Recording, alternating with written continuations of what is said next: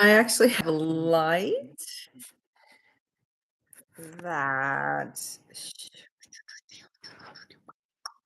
I should actually have it on my computer here, especially since it's the middle of excuse me, the night again, and I'm making content. But the only reason I'm making content is 'cause I'm trying to get myself to go to sleep. So, um, I substitute teach, and so I'm so tempted to do what I do in the classroom because when you have a classroom of particularly junior high kids that are eager and chatty and hormonal and a whole bunch of other things, potentially hiding trauma, potentially just confused because, puberty, et cetera. It's actually the most difficult classroom management experience. And so, like, hats off, excuse me, to junior high teachers, right? Now, all that to say, I'm tempted to say to you here on camera on YouTube, raise your hand if, right? Like, raise your hand if you can relate. Um, I've actually been having these terrible, I'm gonna call them like neural headaches, okay? And the reason I'm gonna call them that, I actually had a doctor tell me they are migraines, but the strangest thing is they don't hurt, but they actually sort of kick my ass, a day or 2 later. So, very characteristic of migraine headaches are like the aura, the heightened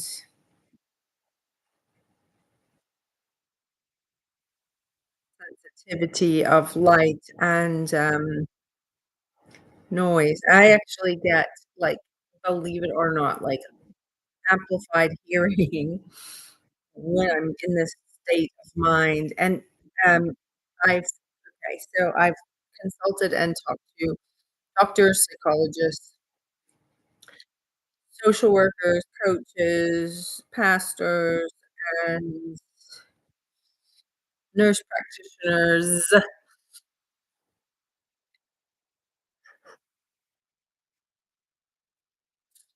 psychiatrists. I know that's a pretty big laundry list, but, and then on top of all of that, I've done my own research reading, and I have education also in psychology.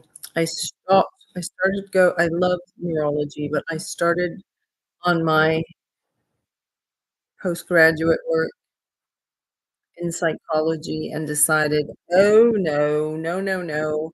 This is too negative. This is all about illness. I don't want have anything to do with this." So, fast forward, years after that,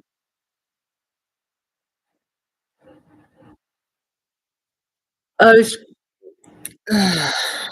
kind of forced by circumstance, if you will, put off my own education, and I did choose, even though it was against my, I wouldn't say principles, but, sorry, Dave Ramsey.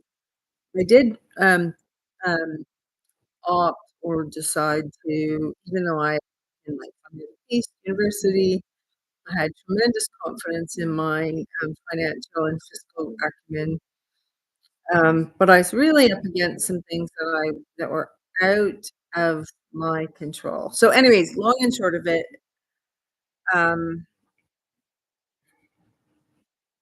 I'm super tired. I'm, under the care of physicians, doctors, head of healthcare professionals or what have you, and this week, this is actually I can't even believe it, like, so every other day, I have not been able, and so that is just, like, uber bizarre, because I'm glad I'm this tired, but I need to go to sleep, and when I say that, I'm probably gonna have to dip, meaning, wrap this up and close it, but all this to say, I want you to know that this is, like, seriously every other day for a week. my body is adjusting to some medicine the doctors have decided, or I'm gonna call it not doctors, but, like, my medical professionals, because actually I have a nurse practitioner that oversees my medication. It's not a neurologist, it's not a psychiatrist, it's certainly not a doctor. And candidly, when I have been under the care of a psychiatrist, um, like, the man had just a tremendous ego.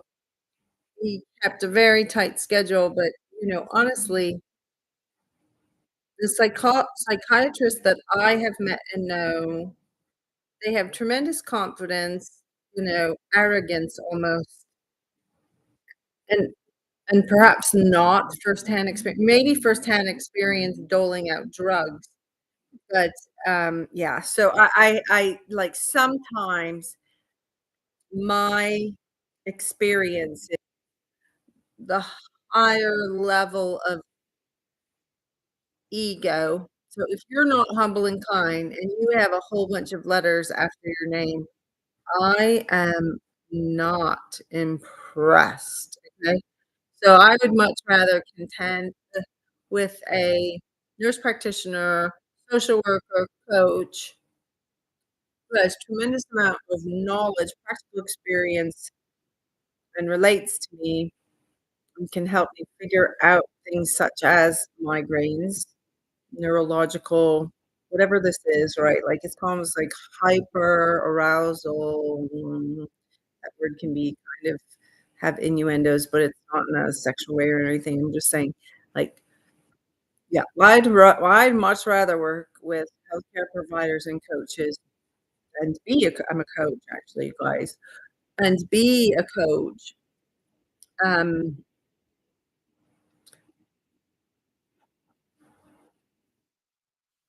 sorry, I'm having trouble thinking here, but, anyways, the doctor I mean, like, I had a medication change to address some anxiety. Ugh, and it's been my understanding since the beginning of my career, which at the beginning of my career, I spent 10 years working with, for all intents and purposes, individuals with disabilities who were orphans or, their custody was signed over to the state, I'm sorry, to the facility, and therefore the people, were put in group homes and or, facilities. So let's just call it a modern day orphanage, because many families, and believe me, I was there 10 years, many families forgot about their kids, and when I say that, I mean it, like, there were 80, this is interesting,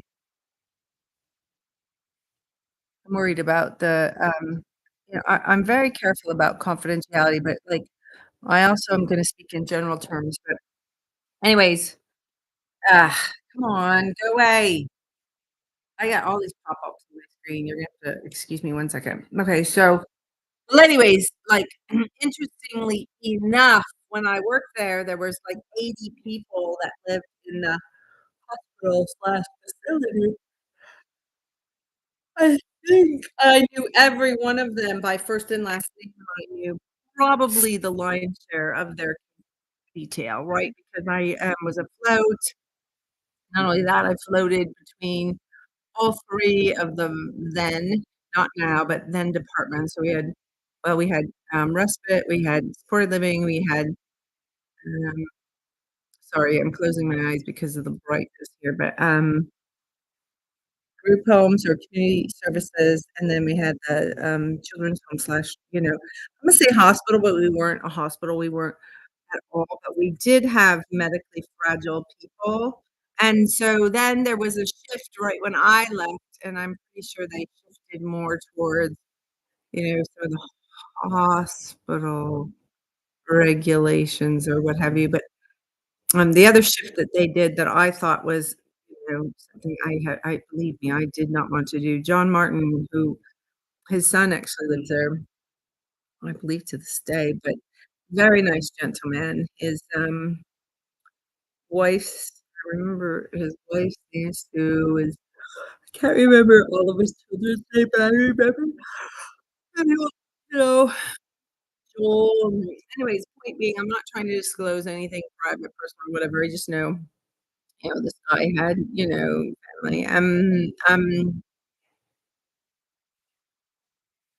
when he left, he was our, like, chief, right? He was, like, our executive director or whatever. When he left the organization before he left the organization, he told me he wanted a farm, so he wanted goats, and I was like, "Ugh." So I was raised on a farm. I think he's trying to get my buy-in, but I was like, "Oh my gosh." Like, really candidly, my experience on the farm in Minnesota, when I tell stories, I think people think it's very romantic, very sweet, blah, blah, blah, but, like, I actually often leave out how hard it was and how much I really didn't like it because you know what? That doesn't make for a very good story. It sounds like you're, bickering and moaning and complaining. Well, anyway, I did not say this to John Martin, but I wanted to, but in my head, I was like, "Oh my gosh, I don't know what to say, like, I will buy you a goat or kid, right, a kid goat, and then you can start the farm, but I don't wanna have anything to do with that." And then now, that being said, I absolutely loved, like, the horseback occupational/physical therapy. I absolutely was highly committed to and learned so much from a clinical standpoint of any kind of recreational physical therapy, et cetera. We had amazing people, professionals, like, there was a lady there, Lori Shelley, there's another lady there, Lori Ship. I always crack up when there's, like, lists of people with the same name, so, um, but and there's so many people, like, I know so many Johns, or I have known so many Johns. My grandfather's name was John, my late husband's name was John. There's so many Chris's, like, I worked at an organization and I was gosh, don't ever do this, by the way. If you're ever in an organization and you get told that you are dotted line to somebody in a different department, run. I don't care if it was at Sunshine, every air quotes matrix reporting situation that I've had is an absolute disaster. There ain't no such thing as a mall pop, like dual leadership, effective. No, it's just bad. So whether it's a mall pop, whatever, you cannot effectively report to 2 people. And then this whole dotted line, it's still a bunch of BS because if that person has input into like, for example, in human resources, I was in a role where I dotted lined to the superintendent, and I was human resources, yet my responsibility was to look after her and make sure that she was acting ethically, which she wasn't all the time, but she's a pain in the ass. She was quite the manipulator, I'll give her credit. Well, anyways, that board of directors did a couple of, what do you call it, like, private they call them executive meetings, or I can't remember what it's called. And, of course, she was so incredibly threatened by that. I mean, of course, I did not disclose what would happen, in the executive session or whatever it was called. But,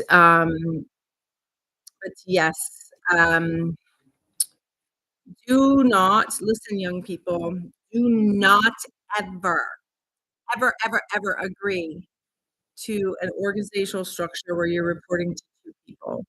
Always have a straight up line. I don't care how flat the organization is, but, like, if you are reporting to 2 different people, that is a flipping trap, okay? It's a trap. You're gonna get in trouble. One or the other can flip on you. The 2 of them can gang up on you. It's just a hot mess and just, a disaster. So, stick to, I have a boss, that person has a boss, CEO, VP, boss, whatever, whatever, whatever, whatever. Like, I don't care how flat or whatever, but, like, yeah, try not to report to 2 people. If you have somebody that's trying to sell a bill of goods, tell them it's a line of bull and that you want to sell them, um, a bridge, either coast or the West Coast, or the one, the Three Billy Goats Gruff where the, troll lives underneath it. So, yeah, back to what I was saying. So I'm gonna, drop off here, but yeah, it's hard for me. I'm making these YouTube videos and this content, and sometimes I think, "Oh my gosh, not only is this not perfect, I mean, I look like a hot mess, like, I look like I'm high. It's like the middle of the night. I'm not.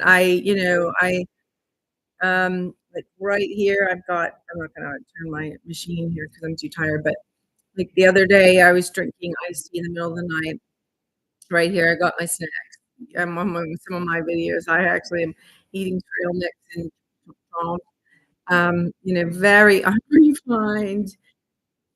That being said, I'm told that, people like raw and people like down to earth and people like salty and thirsty or whatever, but, you know, um, yeah, I mean, I think actually people like wholesome. I think people like tried and true, okay, so every once in a while, I will confess that I sometimes do cuss.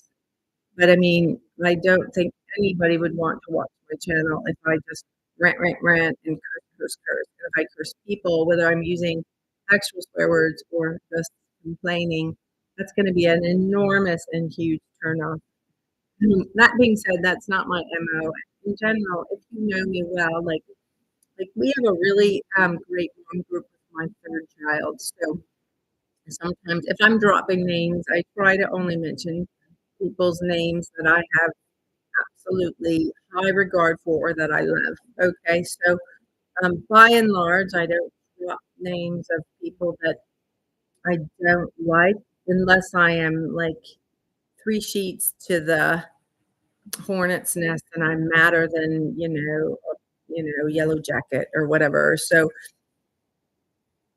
yeah, it's pretty bad. But anyway, I don't think if I have published anything that is rantish and or unkind, I'm pretty sure that, like, people have the ability to take things down, which I would hope nobody would take any of my work down.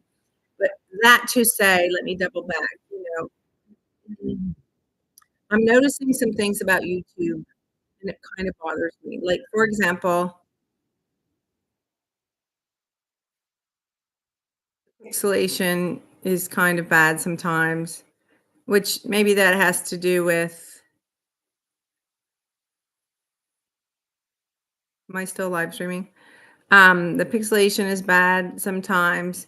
And maybe it has to do with my lighting, but maybe it has to do with my presentation, right? Like, I have an MBA, executive MBA. I have traveled globally, only through Europe, but 6 multinational organization and corporation businesses, I guess. And so all of them were large businesses and multinational, pretty sure, with the exception of, and we had an amazing conversation. Our cohort did in Prague with the Chamber of Commerce, and we had an attorney speak with us. I mean, all that to say, I have international experience, meaning online, actual work experience with dealing with people in China, and then offline, just network marketing, Japan. Um, back to my corporate role, India. I mean, so much. I trained a lot of, like, when I was at Converges, we really laid the foundation for Converges to, go totally global. And, so the business was like charted to go from the United States to Canada to the Philippines. And back then, like, again, this is outdated. So because of forex and because of adjustments in the globe and because of variations in economies and such, this is probably not accurate for today, but just so you know, back then it was like, what was it? I'm pretty sure it was like, oh gosh, I do have a headache. I actually sometimes I can remember this super clear. I believe around 2004 in Canada, for us to do business in Canada, it was 60 cents on the dollar, 65 cents on the dollar, somewhere there. And then But then, like, here's the, like, eye-opening one, but in the Philippines, it was, like, 3 cents on the dollar. And so, if you and I did if you have an MBA or an executive MBA, those are the places where some of the real, controversial stuff is it's uncovered, it's discussed, and sometimes it's disgusting because there is such an apathy. Like, for example, Nike, or I'm trying to think of some major ones so that I don't, like, pointedly, enchant, or, like, I'm not trying to slam any brands, because anybody, like Coach, I mean, like, some of these brands are so popular, right? Like Nike, Coach, um, you know, Gucci, like some of these, like Lululemon. I mean, some of these premium brands have very nice clothing, very, very nicely made and excellently made, like, materials, bags, etc. And some of them don't. I mean, some of them, it's just, yeah, it's heavy. But anyways, many times you're paying for the label. So, like, for example, like, let me just tell you, like, Champion. I can't remember. I'm trying to remember. There's, like, this underwear thing. There's, like Champion, Carhartt.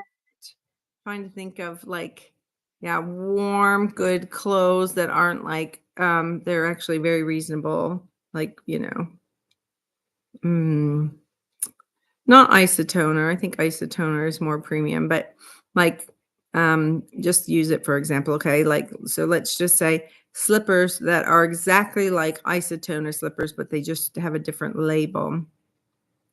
That goes on all the time. So, like, there's Alibaba, which is an app. Mm, like, if I want to create a good, I can send, like, for a pretty low cost, I can send my specifications to Alibaba, and they can actually shop in China or get 3 factories to send me prototypes, etc. um I feel like China is the least, maybe the most corrupt, or maybe the least honest, or, like, especially because they are communist. And when President Trump put tariffs on, I said sanctions in a different one, but tariffs on the Chinese, and then President Biden comes in office and, like, repealed, or, like, erased everything that President Trump did. Not only on the global stage does the United States of America look like complete fools, it just becomes uberly clear that, the Democrats versus the Republicans, like, ouch, they, like, um, I'm gonna insult the whole. I mean, if you're a Democrat, just brace yourself, okay? I'm not trying to, like, polarize anybody, but, like, I'm gonna say something that's not very nice. So, but the Democrats often operate on limited information and high levels of emotion. So, you know, I would like to be able to fact check. President Trump will call BS on stuff. He will say what's fake news. He will say that's nonsense. He will stand up strongly for himself in the public arena. He sidestepped all of the press because he tweeted directly to the American people.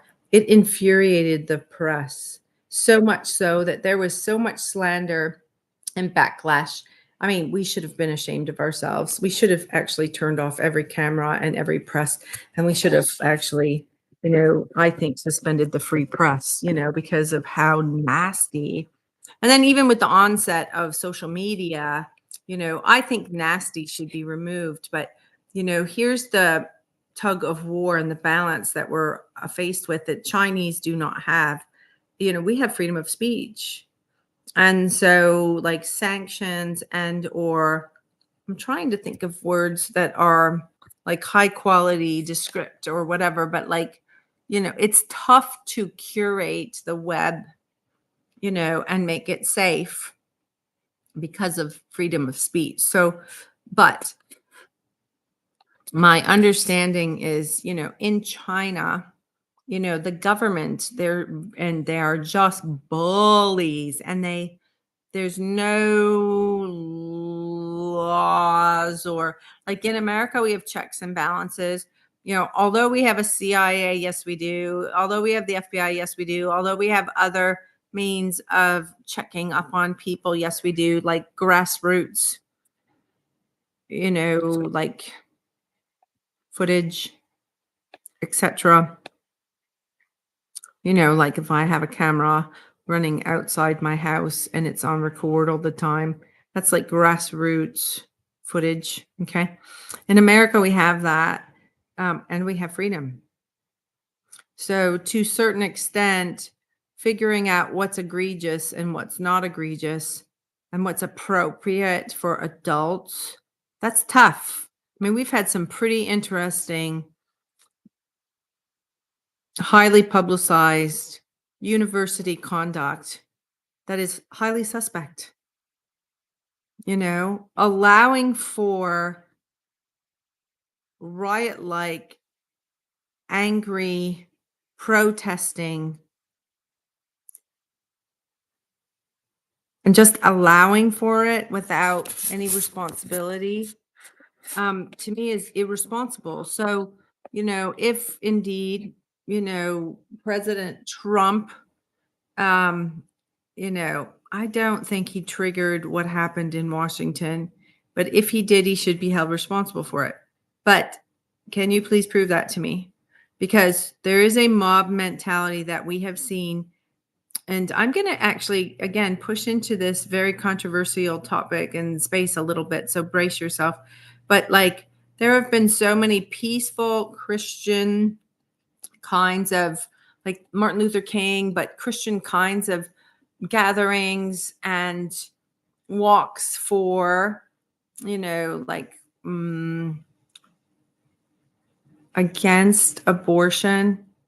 But like the news wants to publicize, hate and division, inciting and ugliness, and not Christian dignified behavior. And if you pay close attention to President Donald Trump, so often there's sound clips. So there's just a segment of what he says.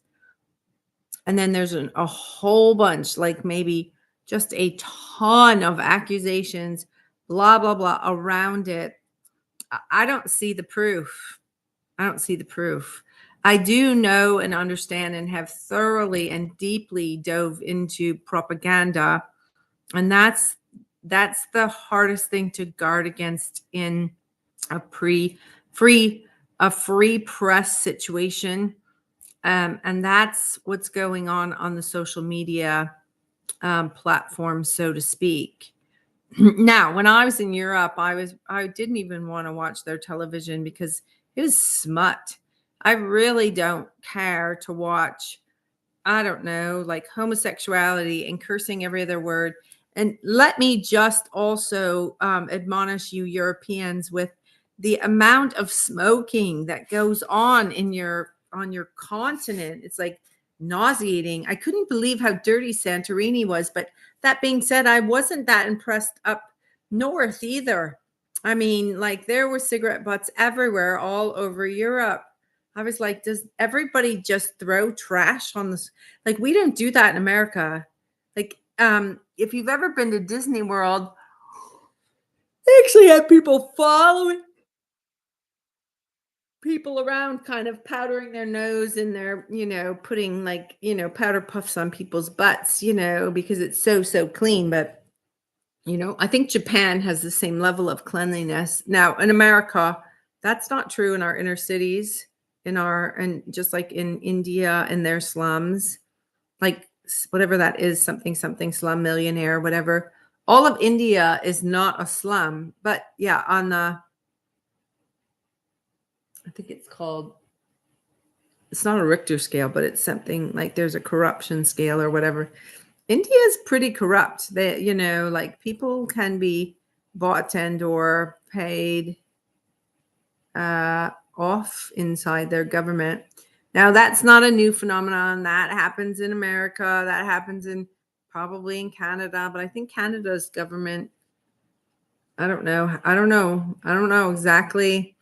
I would hope and would think like McKesson, Forbes, like there was, I would hope that like, maybe perhaps Root Learning or whoever owns them right now, because Root has, that's a local one, but it's been bought out by a bigger firm. I would hope that there would be safeguards put into place to ensure uh, quality surveys, right? And so, and information, maybe to the level of what the universities must achieve for publication. But then again, it can be so gosh darn laborious. Professors many times have to, if they're going to get published, they have to use, 5, 6, 7, 3, 4 other authors. I mean, just because it's just too stinking hard to jump through all those hoops or whatever. It's just a lot of work to be that rigorous. So, yeah, I hope that makes sense. I might be rambling a tiny bit, but it's, because of these migraines and the sleeplessness that I've been experiencing. Yes, and candidly, like it's like post-trauma effects, or, I was actually speaking to some people in a grief group once, and there's two ladies that I feel like very super super sweet, kind Christian gals, for sure, for sure. Maybe not very well educated, definitely not as, I'm just gonna say, as educated as I am. But I mean, I'm fortunate. I did, like I said, I mean, I unfortunately I did take out a student loan. Sorry, um, and I'm still paying on it, and I still have notes, meaning I have my mortgage or whatever. But anyway, when I was speaking about post-traumatic growth, bleh, well, I was speaking about how post-traumatic stress and post-traumatic growth can exist together. And so, what does that mean? That just simply means, it's kind of like irony, and it's kind of like, the circle of life, how like life and death can exist. I mean, you can curse and still be above board, dignified, curse to make a point. At the same time, you can not say a swear word and be egregiously cursing, ranting, and being fair and unfair and unreasonable, barbaric. Yeah. And I mean, it's nauseating. It's like, it's too much. So, um, anyway, my concentration in my career has always been positive. So, post traumatic growth is something that I think, should be concentrated on in that medical clinical space. And the reason is, if we are truly going to fight against suicide and fight against mental illness and fight in that way, the only way to do it is to concentrate on holistic wellness. I'm going to go back to my reference to Japan to, if you look at the Japanese culture, at least what I've looked at, they're interesting and they're highly integrated into like nature daily.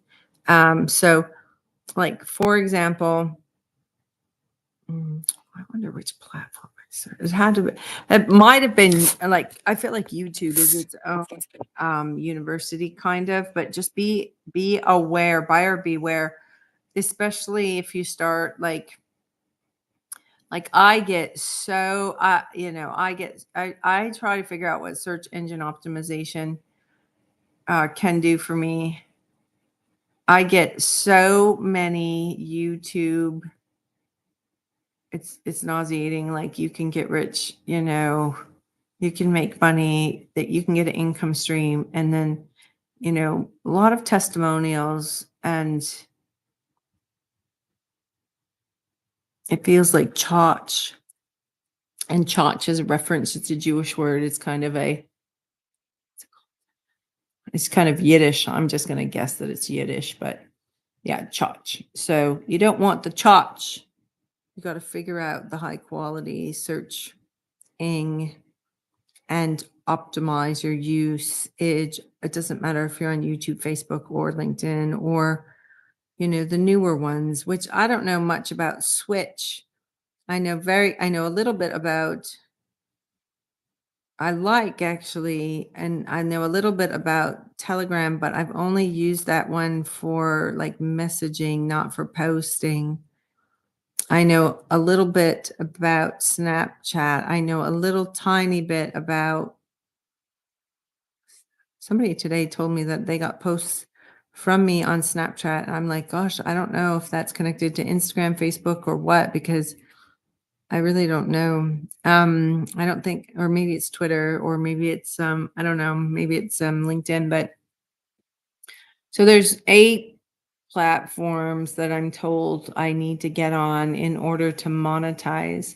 What frustrates me about YouTube is sometimes I go in and the statistics change. So one day I went in and it says that I've had so many hits. I believe I'm looking at the macro view, so the big data. And then it feels a little bit like there's a moving and a shifting sliding scale. And so when I say that, I mean, 4,000 hours, 3,000 hours, 2,000 hours, 1,000 hours. Used to be 1,000 hours of viewing time. Okay. And then so many hits on not very long ago. That was what it was.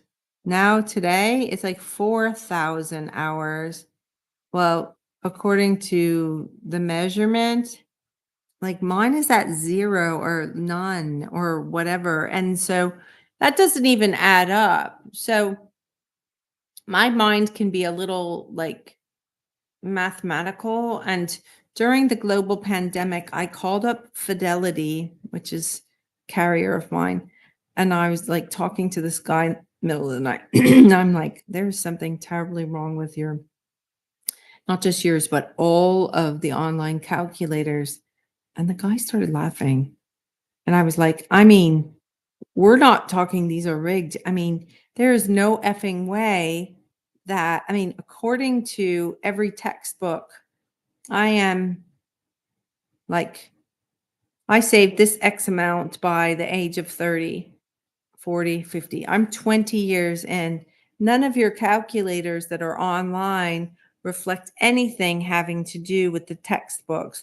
The textbooks say, 7, 8, 9, 10% returns if you just, are diversified in the stock market, which I have been the whole time, and so Dave Ramsey will say, who gets 10% returns in the 401k space, in the 503b space, not five, I mean, not the five, sorry, I'm getting my numbers mixed up, but like, I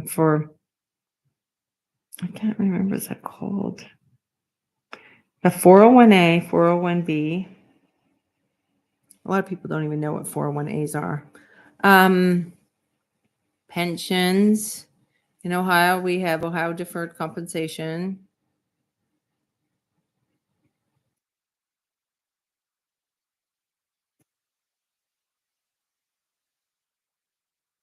I can't remember. Whatever it is in the nonprofit space.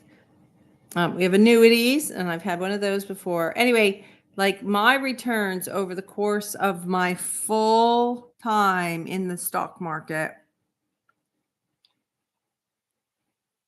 and I have had financial advisors, planners, 401k. So I have limited, like, targeted funds, you know, Yeah, I need to actually add that up, but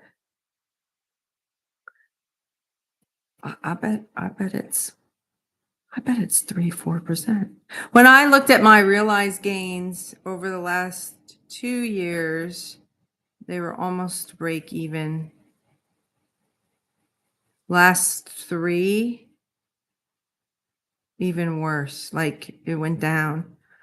And I actually worked for Morgan Stanley, and I understand how these big phenomenons work, and yet, ha, uh, Grandpa Warren, whether I'm doing the investing myself and or choosing my own investments, or whether I'm utilizing one of the financial advisors in the industry who have, I don't I don't know, alpha and, whatever. Yeah, it's not working. And so, truth be told, according to the textbooks, I think it's maybe based on a 7 to 10% return. Yeah, I mean, my portfolio, I mean, it should be way the hell more bigger than it is. Way the hell more bigger, like from a mathematical standpoint. So when I recognized that that algorithm was off base, this guy, I mean, this young man, I'm just presuming young, but he was just laughing hysterically on me. And I'm like, this is what effing sucks about the digital world is I don't know what you guys are doing, but it's not working. And gosh darn it, the financial advisors and the financial system is rigged so that more money goes to the banks and the financial advisors than the consumers.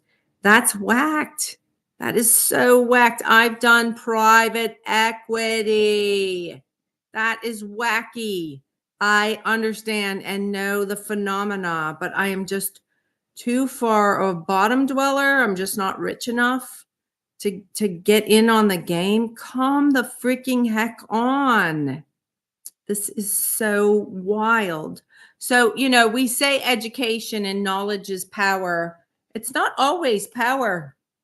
Is it because, why is that? I mean, is it because I'm a woman? Is it because I'm, a farmer? Because I am salt of the earth? Why is that? Because I'm a teacher? And I say that right now, I had no intention of ever being a nurse or a teacher. First tenure of my career pretty much was a nurse. I mean, yes, I worked with neuroscience and, psychiatrists and neurologists and yes, brain surgery. Yes. Seizures. Yes. A ton of neurology. Yes. Traumatic brain injury. Yes. All of that, right? Psychiatrists. We had people that were adjusting to medication who their body was reacting so severely that they were stripping down and throwing themselves all over the floor. I went and hunted down the doctor. Of course, the doctor wouldn't talk to me. They thought they treated me like I was wrong. I was stalking. But I camped out and I spoke to like a fellow or a student. And that student said, "You need medication." And I was like, "No, we are not here to talk about me. I am here to advocate." Now, I was an advocate. I was a supervisor slash manager, whatever, trying to help this young man who was nonverbal and this gentleman had tumors all over his nose, all over his head, inside, outside his brain. He was a phenomenal case study. But, I was absolutely beside myself because, he was having some sort of allergic and or severe reaction. And they just kept saying, "Be patient." And I'm like, no, he's hitting his head on the floor. He's stripping down all the way to the naked. And his sensory overload is, and you're going to say, I'm effing crazy. You're crazy. You are not caring about your patient, doctor, right? And so moms out there would never tolerate and allow for their child to go through such suffering, torture. This boys' parents were not for what the doctors were doing at all.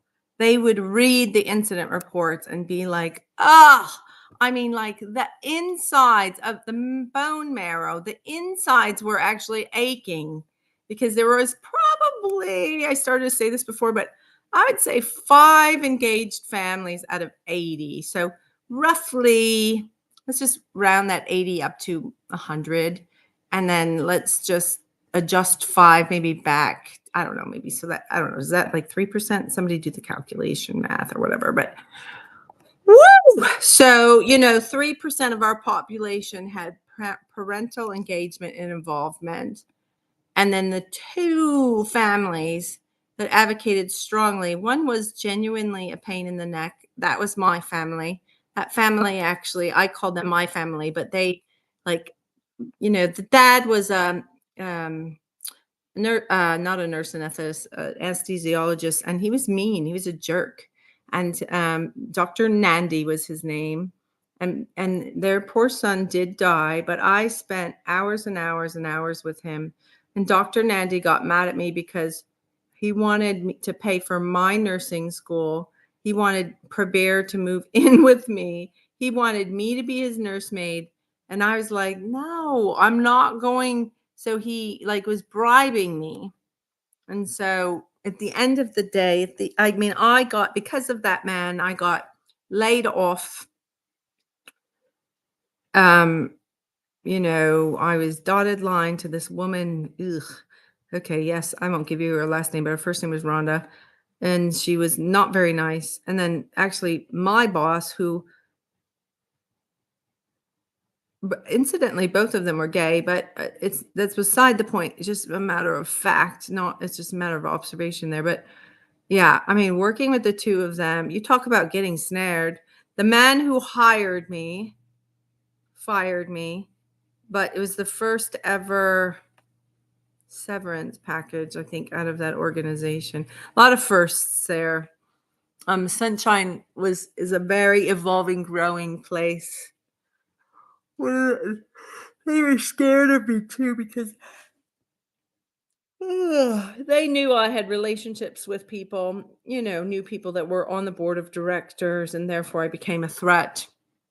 And they were trying to gag order me. They were really trying to it was an absolute like moratorium, like let's keep Jamie away from the board of directors because I had grave concerns about one of our gentlemen who, different guy, but like would strip all the way down. And for years, he was like allowed to be just walking around. I hated that about, the staff. And when I worked with him, I had the hardest time. I just didn't think that was appropriate. And it wasn't appropriate, but like some staff were just thought it was funny and they just allow him. And it just to me isn't fair. So they were moving him into a group home. And I just, there were kids around. It was in a neighborhood. I'm like, what are you going to do? Tint the outside of the windows? Like, how are you going to protect the neighbor girl, who, is going to be able to see him if, the staff, oh, we'll put up a privacy fence. Baloney. Children also peek through fences. They know what's going on. Ugh. So anyways, it was keep Jamie away from, yeah, it was like, Lee, you have to admit this if you watch this. It was like keep her away. It was keep away. You guys couldn't, I'm not easily gagged, right? I mean, moratorium, gag order, not easily, um, not an easy task. Actually, if you just you respect me and ask me to be mindful, thoughtful, and to consider the chances of me, being quiet or, giving that some tremendous thought, even like 2 or 3 or 4 or 5 months, would be much better than just trying to manipulate me. Anyway, the point is, they came up with this bull crap trumped up saying like that, I was putting the organization at risk for like a Medicaid something, whatever. And it was because I had the most difficult staff, the most difficult clients, most difficult. and then they threatened, or they actually, I think, documented and said that I put the, like, organization at risk for, like, decertification on Medicaid. And let me just tell you, that is not true. Like, I'm certain I would never do it intentionally, but like, I had my plate full, my hands full. I was working for 2 departments. I was working for the children's home. I helped open up the respite program, and I was a mom. I actually had to spend the night away from my son, newborn, in order to open up the respite program. So I had to pump and babysit people overnight. I sacrificed so much for that place. But my son didn't, like, he wasn't hurt for that. I mean, he, obviously had breast milk. His dad took care of him. There's teacher. Had Well, he was a single kid with his father and me for like first 5 years of his life. But he also was like close by at Sunshine. Like, we had a lot of the residents to our birthday parties, and my son Kale was loved, loved, loved by so many of the ladies, grandmas, guys, people from Sunshine. So anyways, thank you very much. If you've ever, shout out to Pam Kelso. Like, she gave Kale Blue Bear. She knew I was going to have a boy. Just incredible, that lady. So long and short of it, oh my gosh, it's been 51 minutes. Time for me to wrap up. Yeah, I got to go lay down, see if I can go to sleep again. So, let's see. I've tried iced tea. I'm just going to have hot water and see if, like, that extra hydration. It's 2:30. Hopefully I will not be awake the full night. I hear the wind. We're supposed to be having like freezing rain, and we might have closed schools tomorrow. But if we don't, I'm going to have to do my best to, wake up and cope and sub. So that's hard. But it is what it is. And so I don't have full-time employment. I certainly don't have disability. But, I'm doing what I can to make the best of the worst situation, right? Like, that's what you do. That's what I encourage you to do. Just make the best of the worst situation, right? So what do they say? Plan for the worst, hope for the best. How about this? How about flip it on its head? Make the best of every worst situation. Yeah, try that. So yeah, but it's all about holistic wellness. I'm not a big proponent of lots of drugs. I particularly get very concerned with polypharm. If you are my doctor, you know how vigilant and how crazy I can get about that. But obviously for good reason, because I had to advocate for people who could not speak and who, probably had PTSD, right? And so we did everything we could to kind of calm the environment down, reduce any and all echoing. Don't get me wrong, not padded rooms like that, but padded rooms like quiet. So don't think of padded rooms as in like mats, like wrestling mats on the walls. But yes, kind of think like that. But think more like padded rooms as in big pillows, to make sure that somebody who, is having such terrible hard time is safe, right? So they're not going to, if they hit the wall or whatever, they're not going to hurt themselves. So think of it like that, like the football helmets, which, by the way, I actually did quite a bit of study and research and, insight on the football helmets. The cost of them were just incredible. But thank you, Lord Jesus and God above, for Doug, our football coach. So, my son Logan was blessed with, I think Doug. I feel like Doug and his son and their mom, they, I feel like they looked out after him like brothers like dad. Like, I feel like my son Logan was so blessed by his community of people, including, the football coaches, the basketball coaches. Shout out to, oh my gosh, Jeremy McDonald and your whole coaching staff.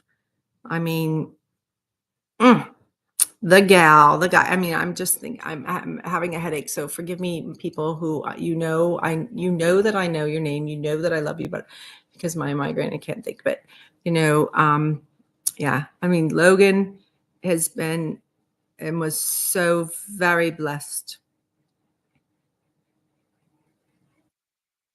And so if you want to say a prayer for all three of my kids, my son Logan is at the University of Cincy. My daughter Sage, she's at Chi State, Chicago State. That's a nickname, Chi State. And then my son Kale has, he's a plumber. So, and it's cleverly called Plumbers Near Me.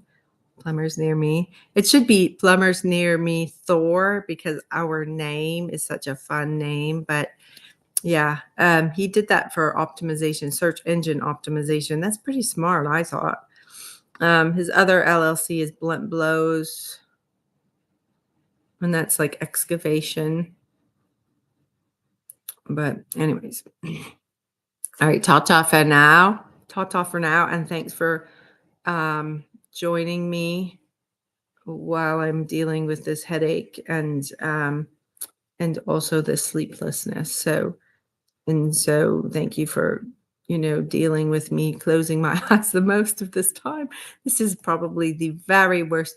It might be best for me just to actually somehow put something like a nice picture and just do this from an auditory standpoint, because but that's probably true for most. I should just go podcasts on most of my, but this is me, right? Like, this is who I am. This is how I show up. So what you see is what you get. And if you don't believe that, you probably need to survey the hundreds and hundreds and hundreds of people that know me in this community.